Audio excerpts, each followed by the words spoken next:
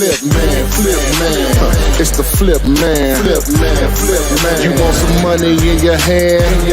Flipping houses without credit or your cash. Get that bag. Hello, guys. This is Ty, aka the Flip Man, for show number 146. I have the lovely Renikia with me tonight. Adria won't be here, but we'll try to make it work. How's it going, baby girl? Everything's good. Everything's good. I see we're working on red today. Oh yeah, It was not planned. yeah, So hey, that's hey, great mind think alike. coordinate. Yes. You got more of a pinkish red, though, I think. Yeah, I think. Oh, that's good.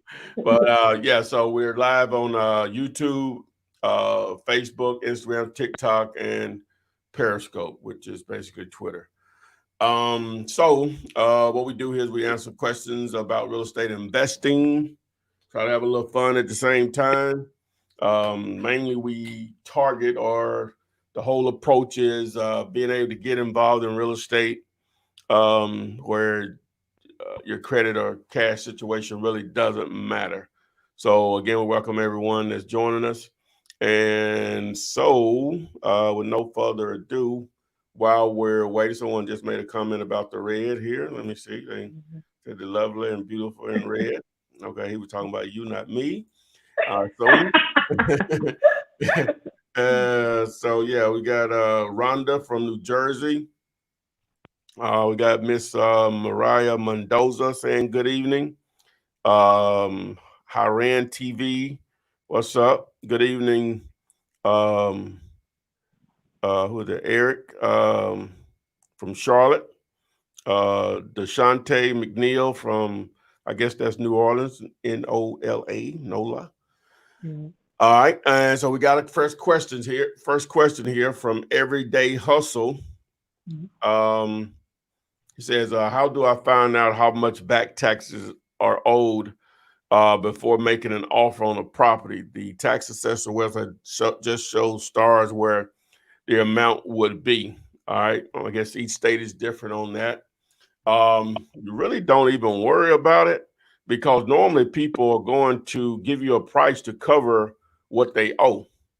Your thoughts, Renika? I know, I totally agree. I mean, you don't worry about that. I mean, usually the attorney. So once you submit your A, B, and B, C, or your your contract between the seller and the contract between you and the end buyer, once you submit that over to the attorney, they are the ones that are title agents.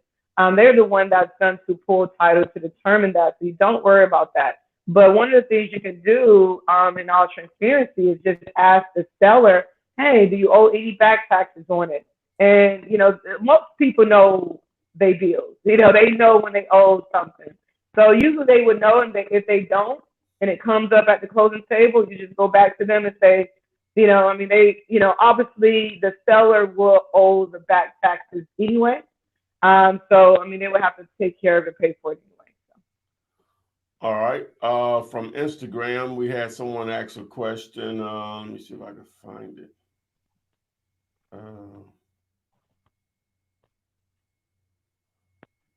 Okay. How do I handle earnest money deposit as a wholesaler? Okay. That's a good question. I've seen it in a lot of different ways. One way I don't kind of like is when the wholesaler wants to hold the earnest money. But I have seen it that way. But usually what I like to do is just give the earnest money to the closing attorney, escrow, or something of that nature. So allow the closing attorney to hold it. The way that you do it, you really want to create it, you really want to create it where it's more of a wash. So if I'm going to give $500 to the buyer, to the seller for selling me the property, I will want the end buyer to give me $500 to sell the property to them. So it becomes more of a wash. But I like for the attorney to hold the earnest money escrow. Are you using a different mic now? A special mic? Yeah, I'm using a. Yeah, it's not as good as your wire. version. It's not as good as the wire? No, Okay. it's I got not. the wire here too. It's static. Yeah, it's static. Okay. All right. I'll pull up another question while I was doing that. All right. And someone has a question specifically for Georgia, so it's perfect.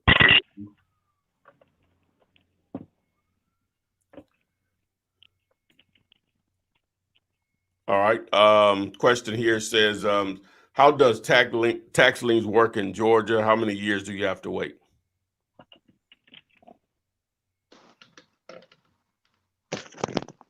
Oh, you didn't hear me.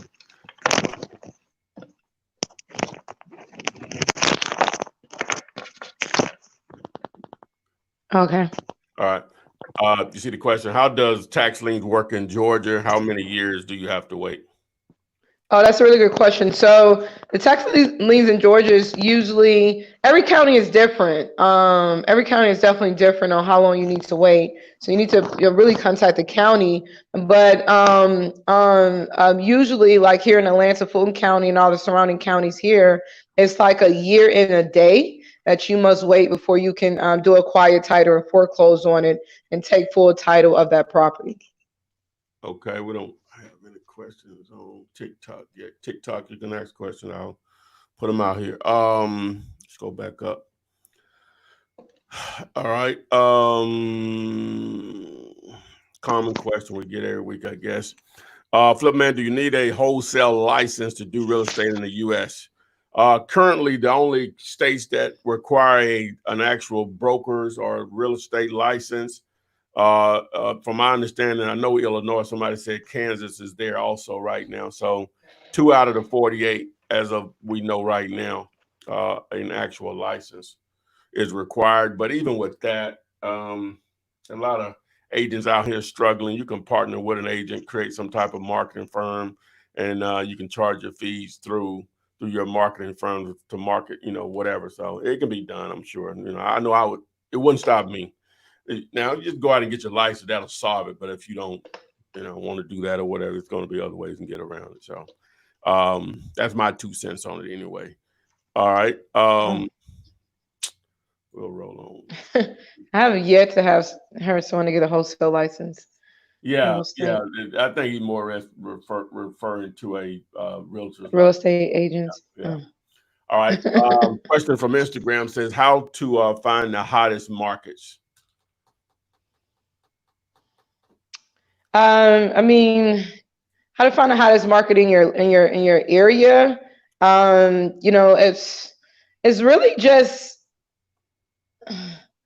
honestly, it's really knowing your backyard. I mean, I don't think it's a formula to find the hottest markets, but one of the ways is getting with the realtor and having the realtor to kind of point you in a direction of where there's more building and where there's more value add areas, where more people are building and flipping, or where there are areas where there's just high value properties where you can go in and get properties at a discount.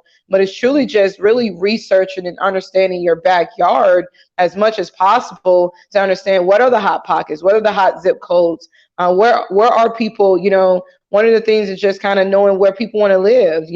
Where the activity is in your backyard, what zip codes are hotter.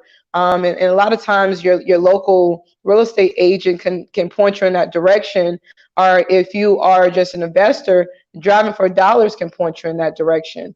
Working with other wholesalers and networking with other real estate personnel in your backyard, and ask them questions on where are you all investing into, where are the hottest markets that you see. So really doing your research and really researching your backyard. What do you say to? Yeah, before I answer that, make sure that you check out the recent video that I put out. It's titled, this is a great deal. It's comp like a pro ARVs for beginners. And what that video, the reason we put it out, was in Phoenix this week. As a matter of fact, I just got back. I basically went home for a second, changed to this shirt, and came here. But Jamil from Keighley, he has a really good video on how to determine ARVs or how to comp a property just using Zillow. Just like a unbelievable video. So make sure you check that out. And more saying that for people that are trying to partner with me through Deal You Later with the 50-50 deals. Our biggest issue is that is people just having a hard time figuring out what's a good deal or not, and they put properties under contract that have no chance of being a deal. So this video will definitely help you understand how to comp a property just using Zillow. And what I'm going to start doing is each week I'm going to I'm gonna try. Let me just say this: I'm gonna try to just pick out some properties that they're being sent to me, and I'm just going to do a video and just go through it and go through the mindset and the process of comping a property and the data that you should be looking for. And hopefully, the more that I do that, whether you want to do business with me or not, whatever, the biggest thing you can do is just understand what's a great deal or not based on where the property is located. So I'm definitely gonna start doing that. So I don't even know what was the question. What was that question? Oh, the hottest markets. I have a video titled actually hottest zip codes. And if you go YouTube and do a search for hot zip codes, Flipman, that video will explain. But just give you a brief. Basically, what one way is probably a lot of ways to do it, but you can just use the data that's available to you. Now, if you go to Zillow and you pull up properties that have sold, and just for a particular, just put the name of a city. Now, understand now some cities are broken up into many suburbs, which are not different municipalities. It'll show you a map of recent transactions, and you can put in there the time frame, like 90 days, 6 months, or whatever. And once you see that map, especially if you're already familiar with the city, you'll see that it's in this area of town. There's just a lot of sales in this area of town and not so many in that area. And it'll tell you whatever. So that's just one simple way of doing it or whatever. The data is out there if you just want to figure stuff out. Even in markets that you're not familiar with, you'll be able to hone in and figure out the zip codes where all this is going down. Now, sometimes you can have a zip code where you got a neighborhood and a D neighborhood, or C and B, or a mixture of them all. So you have to understand those small details that you may not be aware of because you're not there. So you may be looking at the numbers, and that video that I just told you to look up, it'll break all of that down for you, not to cross over main dragways and all that stuff, because you may be looking at two neighbors. You can actually have D neighborhoods, D as in dog, and A neighborhoods butt up against each other. Right. And just go from flat out from $100,000 neighborhood to a $600,000 neighborhood or whatever, just in the blink of an eye. So that video will help you break some of that stuff down. But the way you find the hottest zip code, you can start with that video and hopefully that brief description that I gave you on Zillow. So, all right.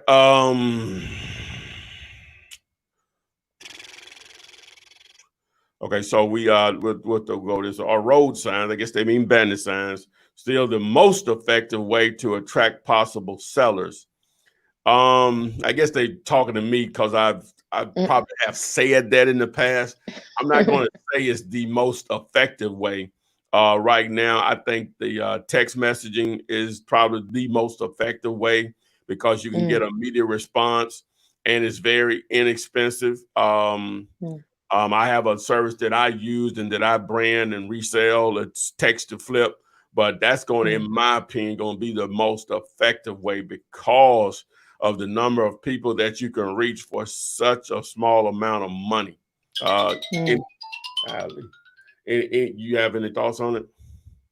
No. I totally agree. I mean, there's definitely new emerging marketing that's really effective. I mean, and that text to flip, I mean, just a text message are very effective if you are, because there's some service where you can pick a radius and hit everyone's phone in that radius as well. So that, I mean, that's very effective. So, I mean, but the key is in marketing is that it's truly not one over the other. It's a number of marketing campaigns kind of working together. So I would definitely focus on maybe doing 2 to 3 if you could, to just kind of work, kind of coincide with one another to kind of hedge one another.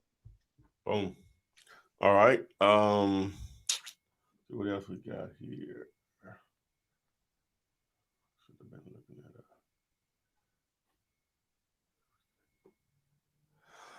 All right. Let's see.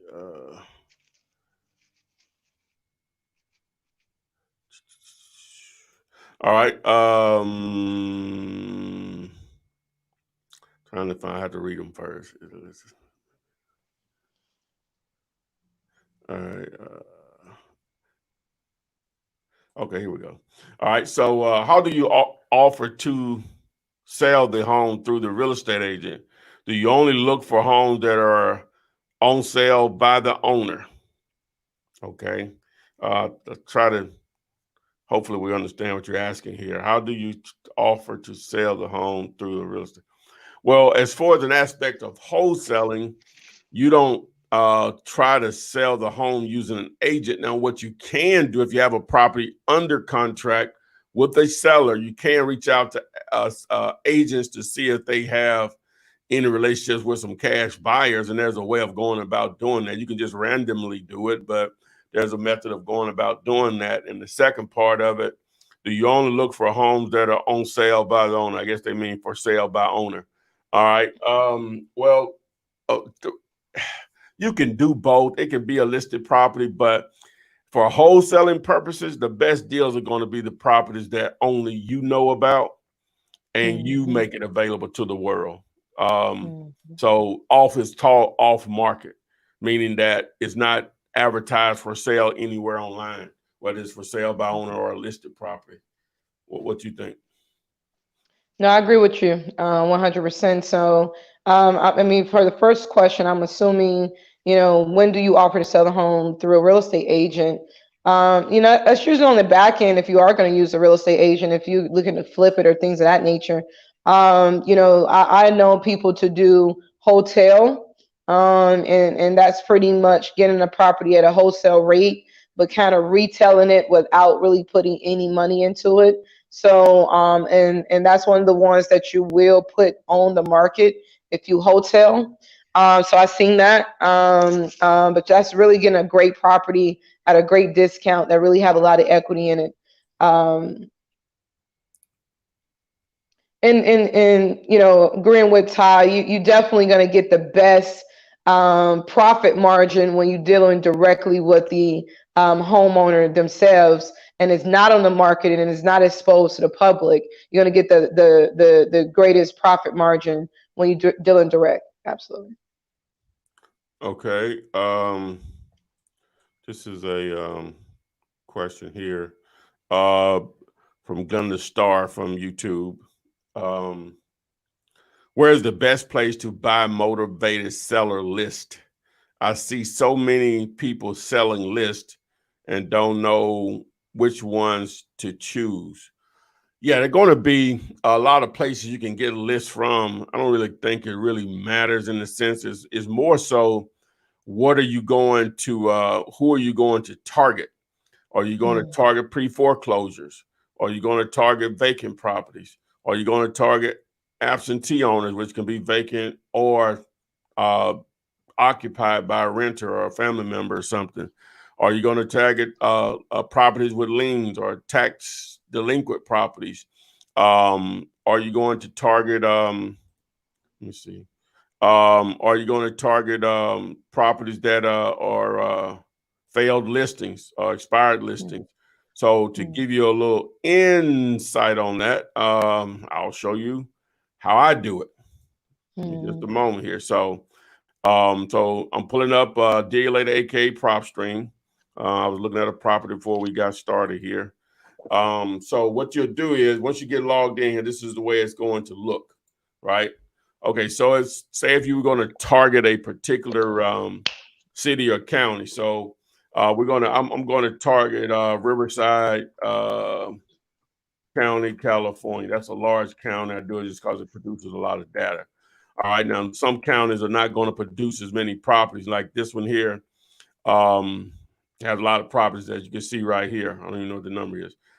So the first thing I like to do, you go here to filter, and we're going to do owner occupied no. So that means they don't live there. And it says quick list choice. What I like to do, I like to target properties that may have the possibility of having a lot of equity. That's what that gives you negotiating room. So I like to do free and clear properties. All right. I don't worry about that it's vacant or occupied. I've done a lot of deals where the property's been occupied by someone, maybe a renter or a relative or whatever. All right. So on the property characteristics, do residential, and then you do single family. And by the way, the app should be coming out this month. We're going to change the game. And so the MLS status means is it listed with an agent currently? No. So we're going to do that. And then I don't care about pre-foreclosure ownership information. This is where it's really important right here. So I'm going to do individual. So it's going to be in someone's name, not a business name or trust or anything. And I want them to have owned it. In a county like this, you're going to probably need to do at least 5 or 10 years. You might want to buy the whole list. So even if you did 5 years, okay, and then I close it, it's still going to pull up 38,000 properties. So now what I can do also, I can go in here. I say, well, I only want to focus on out-of-state owners, right? So now that reduces it down to 4,800, and that's a workable number. And the reason you may want to target out-of-state owners is because the likelihood of them being motivated to sell may be higher than someone that lives in the same city or same state as the property. Not saying it can't be. It's just that they're trying to deal with a property from a distance or whatever. So once you do that, you can download. I got videos on how to do all of that. You just go to digulator.com. I got videos to show you to do the rest of it. And then from there, once you download the list, now you can go to text to flip, or you need to skip trace to flip. So you go to skip to flip to skip trace to list. And from there, you can either do a cold calling or or text messaging the property or mail. So you got 3 options that you can go with there. Well, actually 4, you can do ringers, voicemail, and voice broadcast. So you actually have 5 different ways that you can reach out to that particular list. So Glenda Starr, hopefully that answers your question. Anything you want to add, Renikia? No, that system is amazing. Absolutely. Yeah. So so boom. So what else we got? So let's go to the next one. All right. We got anything over here on Instagram.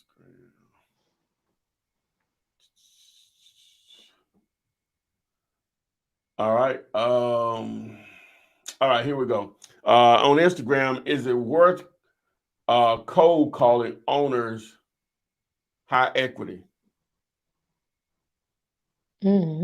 Absolutely. That's the name of the game. That's what you want to do. Yeah.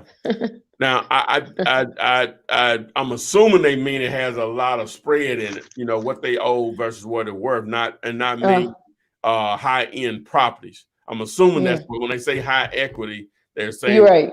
Yeah. So hopefully you're not saying 7-figure properties or high 6-figure properties or whatever. So but to answer the question on high equity for what you actually said, then yeah, most definitely that's the name of the game. The equity. Now you can do some creative financing things if they don't have a lot of equity, but as for the purpose of wholesaling on a cash deal, yeah, high equity is the name of the game. Yeah. All right. Let's see here. All right, so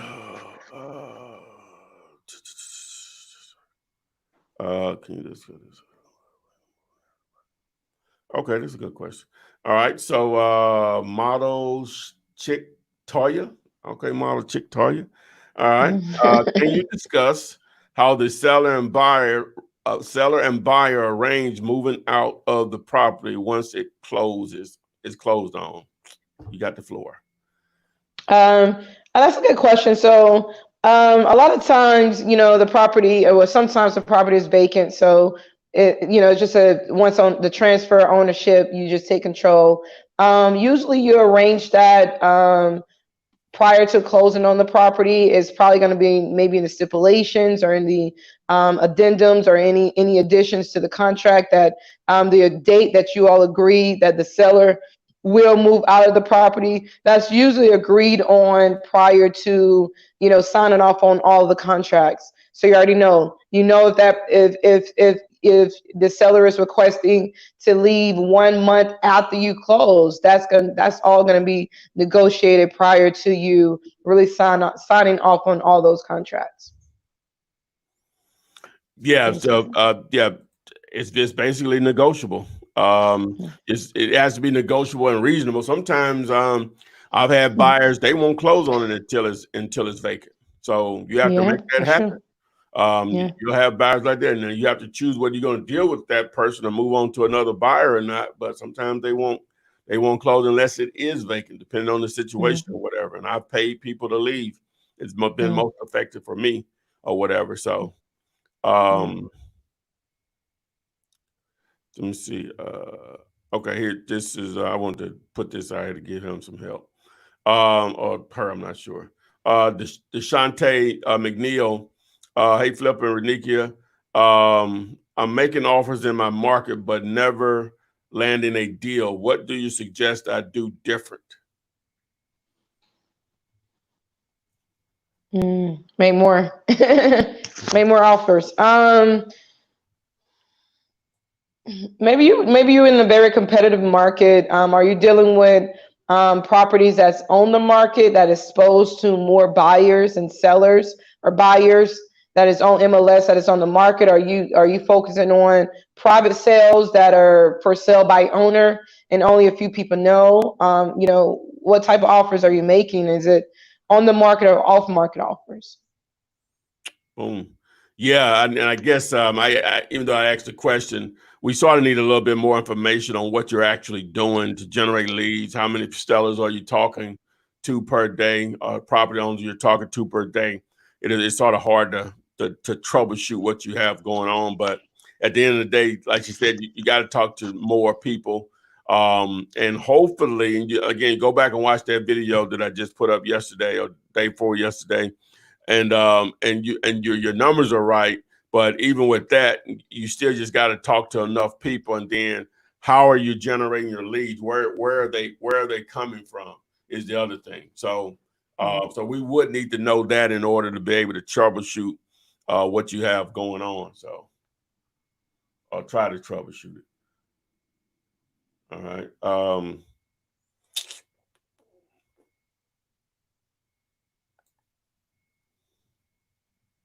It's a good. It's right down your alley, baby girl. I guess it should be both our alleys. What's the best way to generate wealth? Renting out properties or fix and flip? That's an easy one. Both. Yeah. Both. Both. I mean, both generates wealth. I mean, one gives you a more of a lump sum capital gain type of wealth that allow you to put, which is a fix and flip. When you do fix and flip it, you're getting like capital gains. You're getting a lump sum. Is what you do with that lump sum is really what creates wealth. Do you put it back into another project to triple up that profit? Do you blow it? Do you put it back into other investments and continue to build it? And renting out properties create wealth too, and that's passive and residual income over time that never goes away as long as the property is available and rented. So both of them created is really what you do with the fix and flip money, and of course renting your property is going to get that residual income over time, but you still got to maintain that property. It doesn't maintain itself. So both of them creates wealth, in my opinion. Yeah. Ideally, there's a lot of ways to go about it, but you use the and I guess you still have to have enough reserves for it. But the buy, fix, and flip, that's going to create large sums of money, as she said. When you resell, we assume that's what's going to happen in most cases. A lot of times, what people may do, they may do for every 3 flips they do, they buy a rental property. You know what I'm saying? So yeah, exactly. That's the key. Exactly. Yeah, you so slowly grinding up to building a much larger war chest to buy, fix, and flip. But then you're buying a rental property every time, every third flip. Before you know it, you got 20 of them. Before you know it, you got 40 Exactly. or whatever. So ideally, the cash flow and the appreciation of the houses is what builds wealth, because now that goes into what your net worth is or whatever, because of the real estate that you own and the cash flow that's generated from it each month. So a lot of ways to do it, but you ask specifically about those two in a combination or whatever. So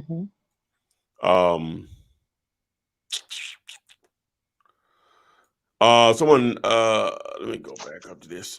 He keeps asking this question. Hey, what's up? NYC. He's in New York City, I assume. How do you wholesale in an attorney state?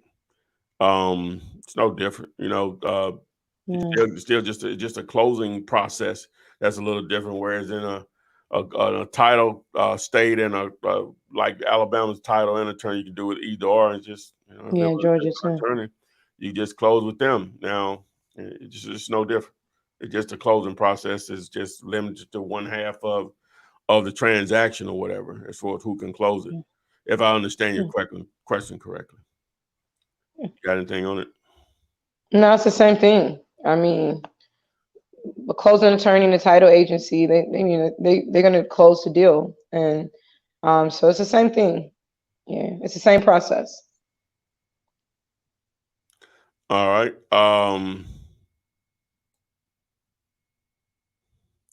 Let me see here. Let me go back over here.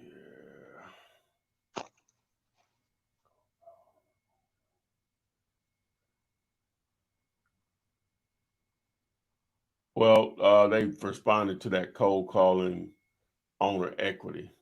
No, I think that was someone else. You just have to go back and watch the video on YouTube. I guess we went through it or whatever. Go back and watch it at the maybe 25-minute mark or so on this video. All right, so what we got here? Someone said, I closed on my first deal last week. That same buyer purchased a second home with me today. Thanks for the great advice. There was this person here, J Handy 24. That's what's up. Great job. Payday. Yes. And that's a good thing. I mean, you get those I call them residual buyers. Those are buyers that want to continue to buy more and more from you. Yeah. It's really good when you find one of those. All right.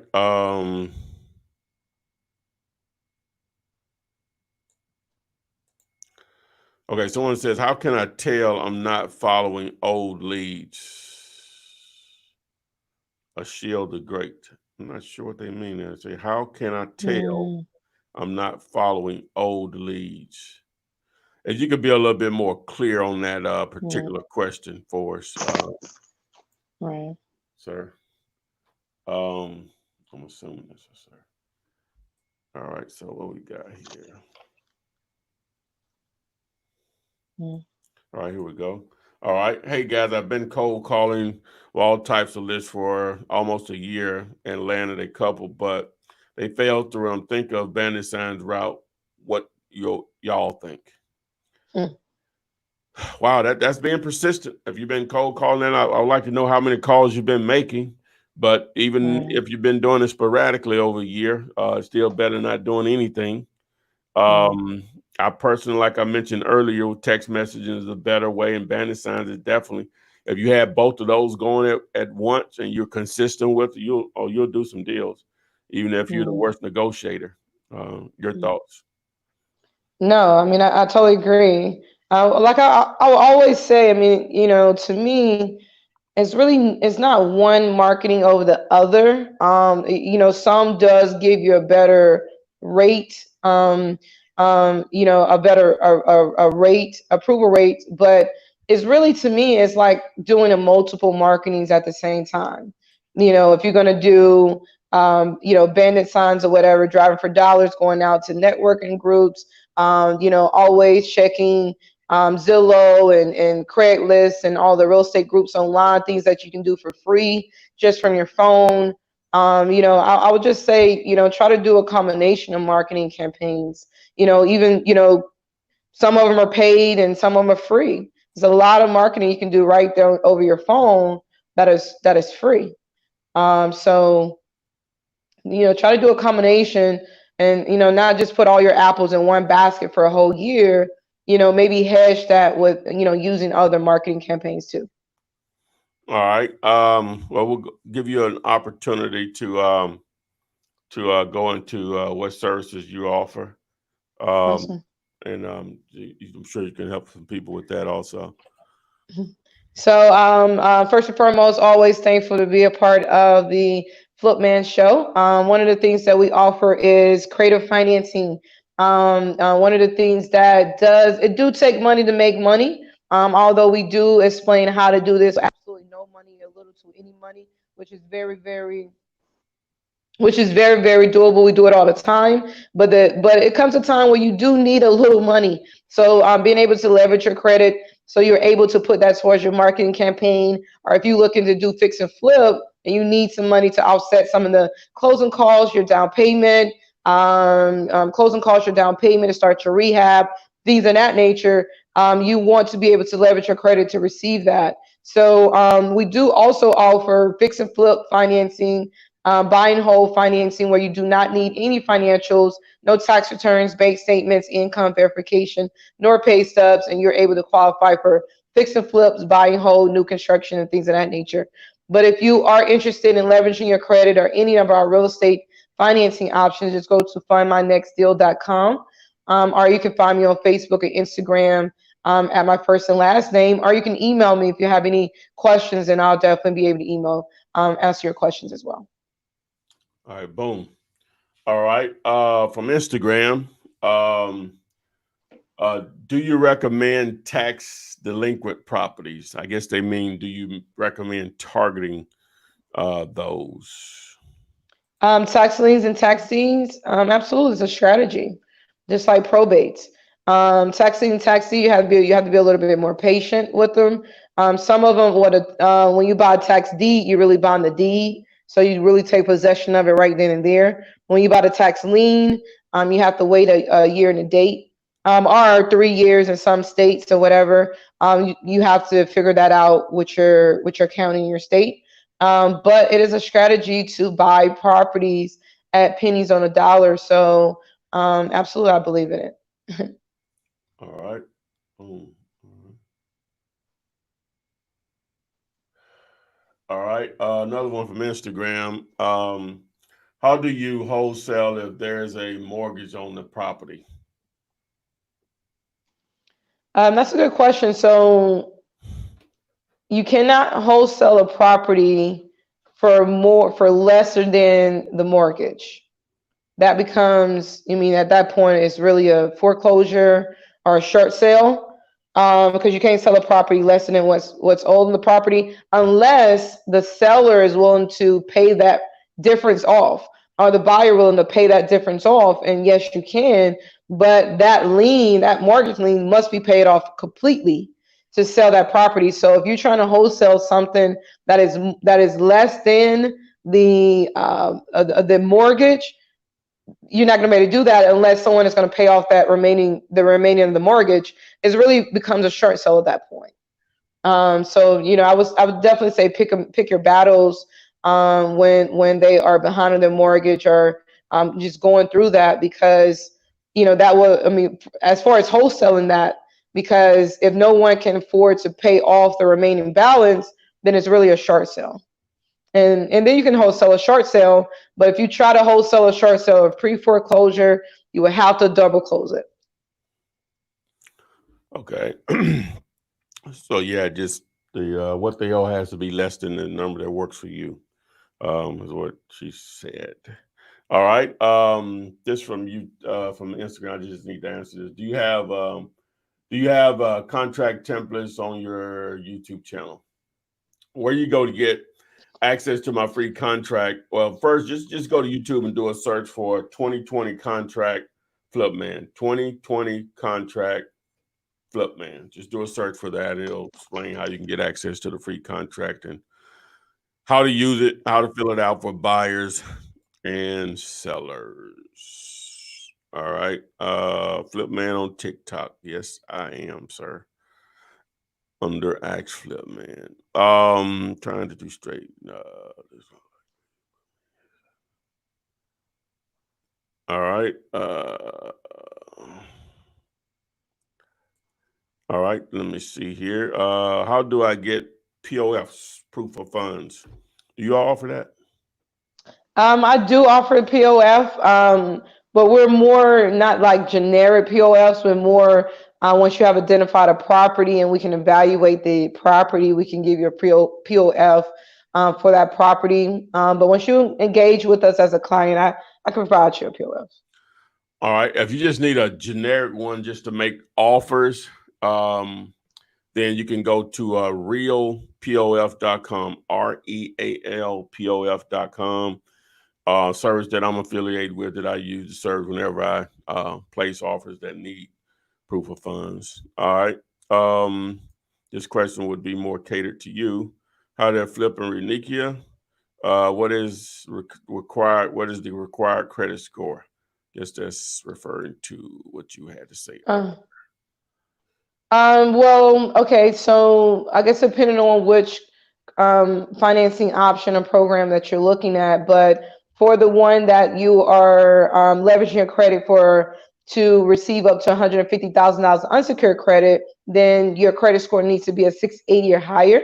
However, if you are doing the buy and hold, fix and flip is around a 650 or higher. If you're doing a buy and hold, we need a 680. Mind you, none of our residential loans you need tax returns, bank statements, income verification, or pay stub, but we do pull your credit and background.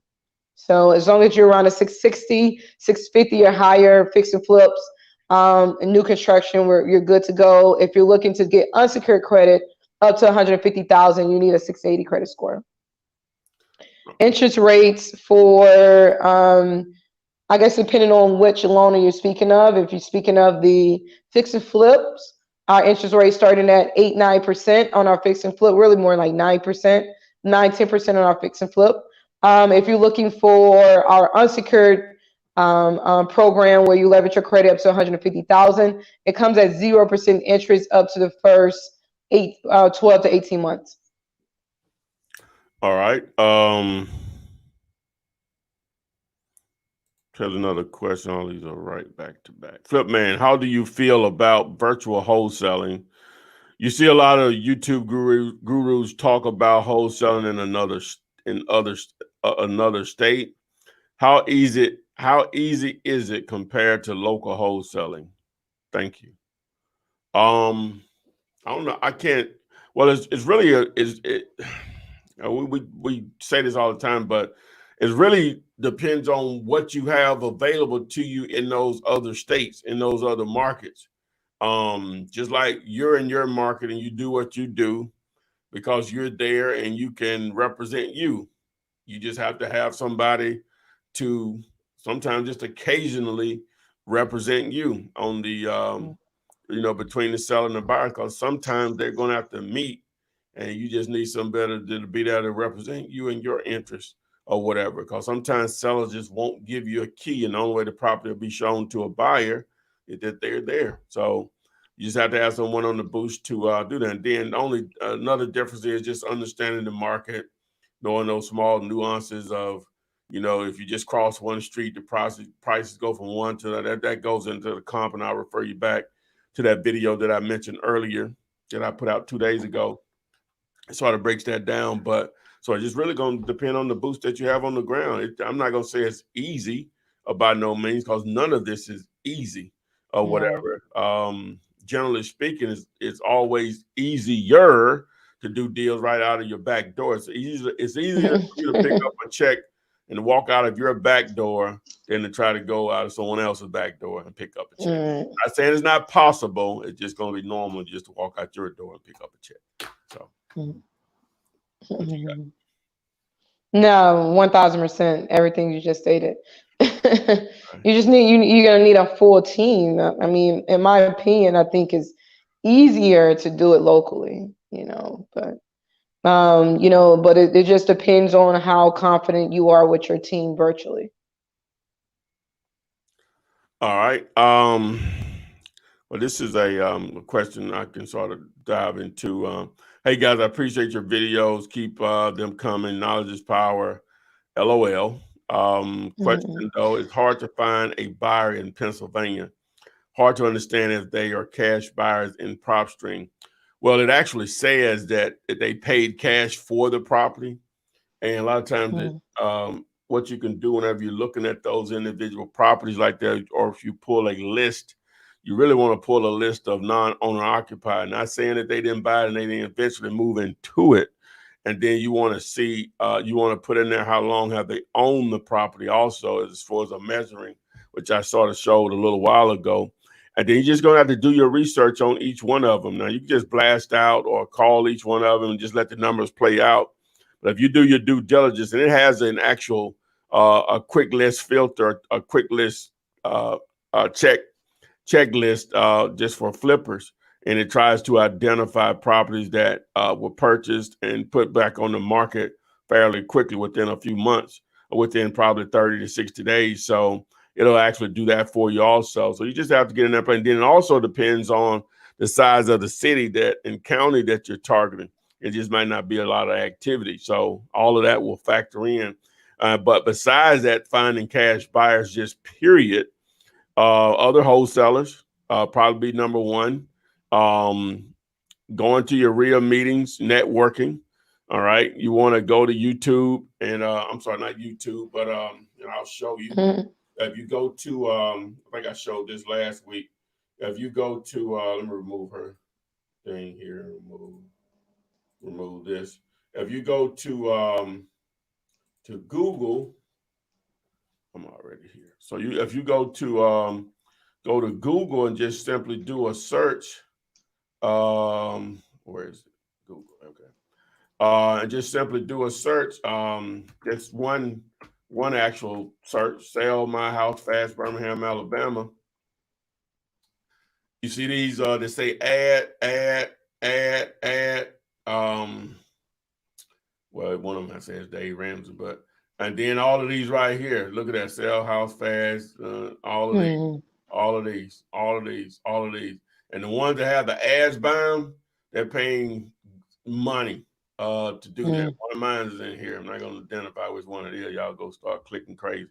But anyway, so but they pay a lot of money, or we pay a lot of money to be there. So that's an option. You can reach out to agents, and one of the things you can do, you can go into PropStream. Once you pull up a list of cash transactions, you can see if any agents were attached to those. Also, I think I showed that once before, how you can somewhat filter. And well, all you have to do is just whenever you filter the cash buyers, just do it that it was that it's listed or whatever. And so now it'll show that it went through MLS or whatever. And that's an opportunity to reach out to those agents to see if they have an actual cash buyer. And just whenever you're doing your research, when you're out driving for dollars, you don't have to also drive for dollars for looking for houses. You can also just make sure whenever you see a renovation going on, get out and go introduce yourself and find out if they're looking to buy more. Sometimes the actual investor is not there, but their workers are there. Normally, they're going to be happy to assist you because that means there's going to be more work for them or whatever. So you want to have your cars available and ready to go or whatever. And then you can use signs to promote your deal. So going to be a number of ways that, you can go about trying to find cash buyers. What you got, Renika? No, I mean, you hit the head on nail on the head. I mean, it's multiple ways to go out there and find cash buyers. I mean, you're probably going to run into more real wholesalers or whatever the case may be. But the key is that when you are talking to people, really create that database, because sometimes we can talk to 100 buyers and over time, and if we're not creating that database, that buyer that you talk to 6 months from now may not become important until 6 months later. But if you're not creating that just buyers database, so you can just stay on top of all the buyers you're talking to, because eventually everyone will be a cash buyer, or someone would know a cash buyer in their network. So, network with all buyers, because everyone is more than who they are. Their network is greater than who they are. So just being able to tap into other people's network as well. All right. Someone says, is this a radio show or something? It's a weekly, I guess you say podcast on YouTube, Facebook, Instagram, we're live, but it goes into replay mode on YouTube. We're at number 146 shows. So a lot of free content, a lot of questions have been answered over the last couple of years. So if you're interested, you just dive into it. Interested in real estate investing without using your cash or credit is our main focus, but we talk about other stuff when it comes to real estate or whatever. So yeah, to answer your question, I don't know if it's a radio show, but it's an internet show. I guess is a better way of saying it or whatever. So what else we got here? 2020 contract flip, man. Yeah, that's it. It says, someone says, you have a playlist for newbies on YouTube. Well, I didn't put it together. Someone that followed me put it together. If you go to flippinar.com, it has a playlist there where he organized things based on the topics or whatever. That's flippinar.com. So it's like flipping, but you remove the G. I think I'm doing that right. Let me see. Flippinar. I don't even know how to spell it. Hold on. Flippinar. Yeah. I hadn't even looked at it in a long time. Flip. Yeah. It's Flippinar. Yeah. That's it. You remove the G and add an AR. So flipping, remove the G and add an AR. Flippinar, like seminar, webinar is a play on those where they had a baby and created a Flippinar. So boom. All right. So let's go back here. All right. Hey, here you go. Hey, see what you got. See what my girl gonna say. All right. Hey, Renikia, do you have any mentoring in the Atlanta area for college students, or have had any interns before? Absolutely. I do a lot of mentoring. I haven't really did anything with college students per se just yet. I do a lot of mentoring with more of the middle schools and high schoolers, but we're definitely looking for interns to join our team. So if you want to just DM me or send me an email, and I'll follow up with you, because we're definitely looking to, really. I mean, I want to connect with more colleges. So let me know what college you're at, and maybe we can create something just for your college, and provide insight on, just investing into real estate. Boom. There you go. Knowing is half the battle. All right, Miss Mariah Mendoza again. How would you approach, and the only reason I'm asking this question because it's related to PropStream. I'm getting a lot of questions about that. So how would you approach a homeowner that's listed as a pre-foreclosure on PropStream? I guess she means how would you reach out to them? Number one, you can do it by mail, phone, text, and door knocking. All right. Now, what you say there, you don't say, well, hey, I heard you about to lose this house. Want to sell it? That would not be the approach. You probably want to approach them as, hey, we're buying houses in the area. If you can get them on the phone, and we were seeing if you were interested in selling your house. And so hopefully you can, that's my approach. So Renika probably has a better way of doing it. Hopefully you can get into what they have going on. They probably, they may say no or whatever, but they'll say, well, hey, if you change your mind, hopefully you can get all this out. Here's my number, blah, blah. And then you maybe want to follow up with a letter, and then just keep hitting them back or whatever. Because you'll keep them top of mind when they say, man, I'm not going to be able to say this house. Let me see what this guy, this lady is talking about or whatever. So what do you think? Absolutely. I mean, just know when you're dealing with the pre-foreclosure list that you're dealing with homeowners that loves their property. So, you just got to be mindful of, not being too sharky, but, just being mindful of the emotions that people are going through when they are going through foreclosure. But, at the end of the day, they know what they need. They know they need to get rid of that property, or they need to figure out how to catch their payments up. So I'll focus on the solutions.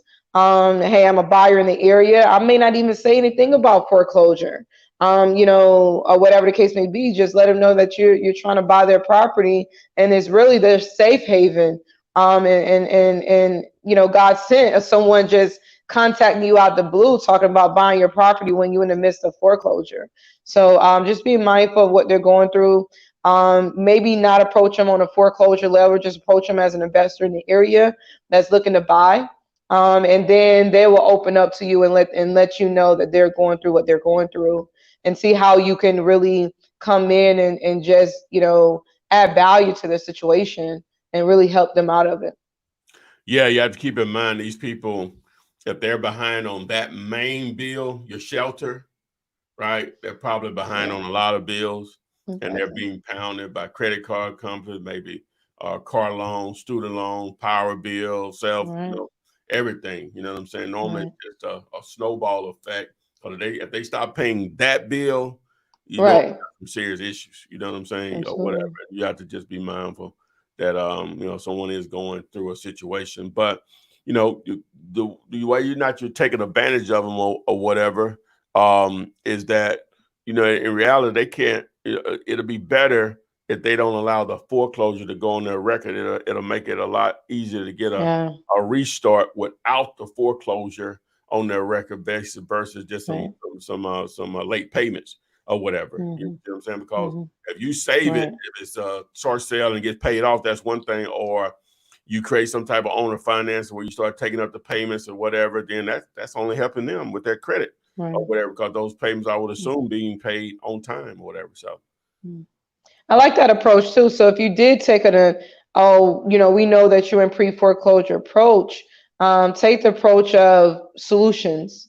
If you do send them out a postcard, put solution on, hey, if you do, work with us, these are the things that you can avoid. You can avoid going into foreclosure. You can avoid, not being able to buy another house right now. You could, focus on how that, working with you all is really a solution to their problem, and how you all are able to put them in a better position to still go and buy another house eventually if they want to.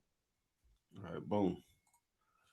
All right, another one for you. Hey, Ms. Williams, do you have to get a business entity set up before you can use unsecured line of funding? Yes, unfortunately, yes, because what we do is build a personal and business credit portfolio on your behalf. So you eventually want to get to a point where you're using business credit, because business credit do not take in consideration like you're being over leveraged. You cannot be too over leveraged on your business credit. You can be maxed out on your business credit and it doesn't affect your business credit. So you want to get to the point where you are building business credit. So we do require that because we want to begin to build business credit on your behalf. So yeah. All right. Steph from YouTube. Steph Luke, I guess is how that will be pronounced. Good evening. Would you recommend buying a home from a wholesaler and wholesaling it to an end buyer? I'm assuming they mean, are they going to actually close on it?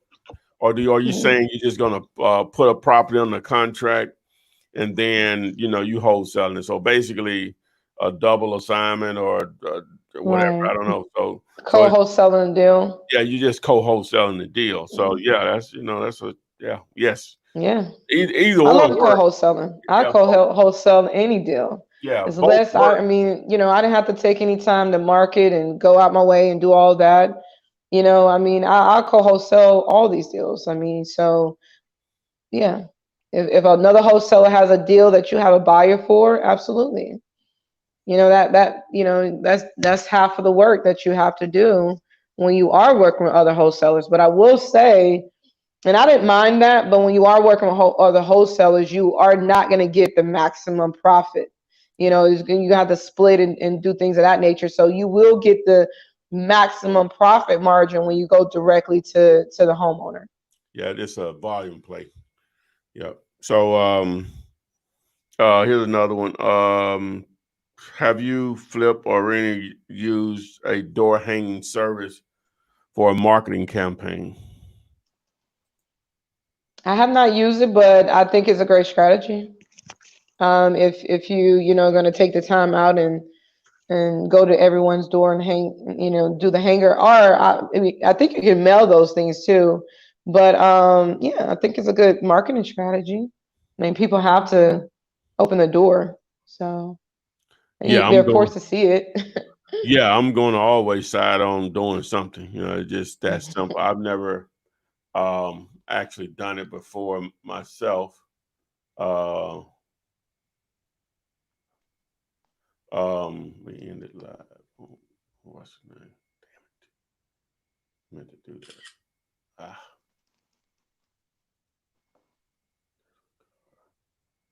Okay.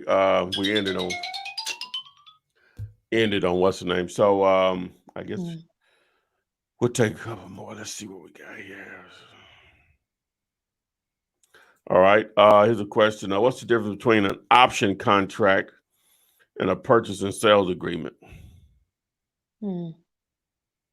Well, go ahead. What type of option contract are you talking about? The lease purchase option. Well, that's one form of an option, and then you have the option contracts where you actually put up a premium, right?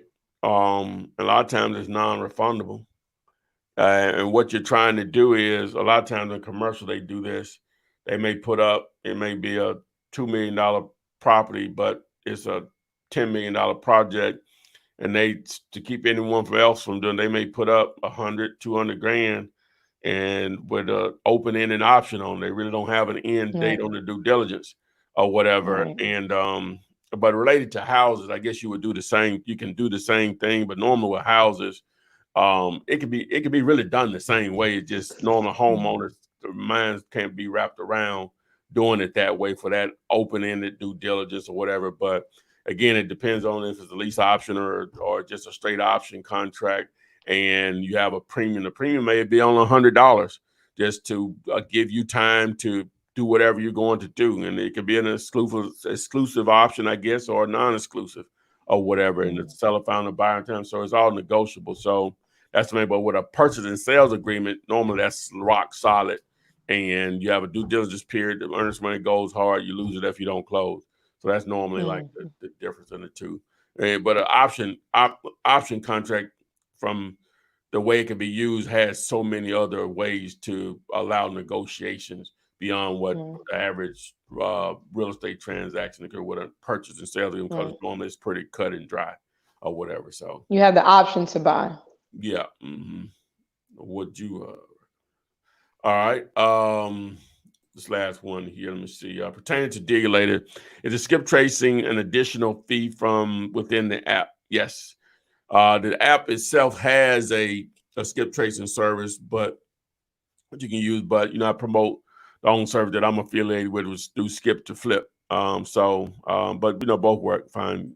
Either or works well or whatever. So before we get out of here, baby girl, you want to say anything additional? No, let's get out there.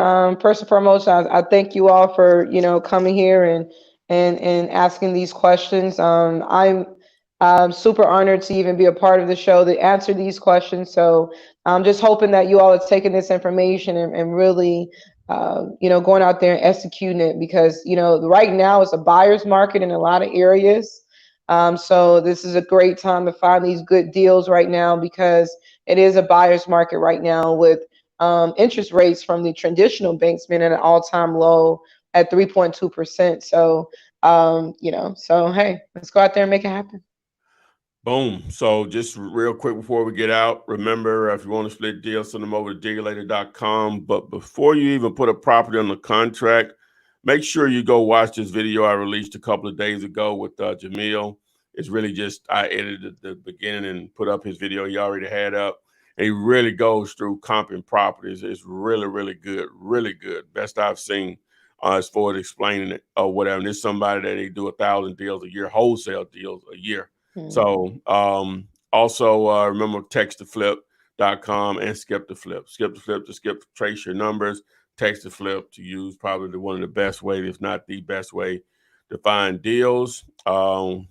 Thanks guys for showing up. Adrian wasn't here. I stumbled through, but I think we added some value tonight. Somebody gets out there and makes some money, as we always say.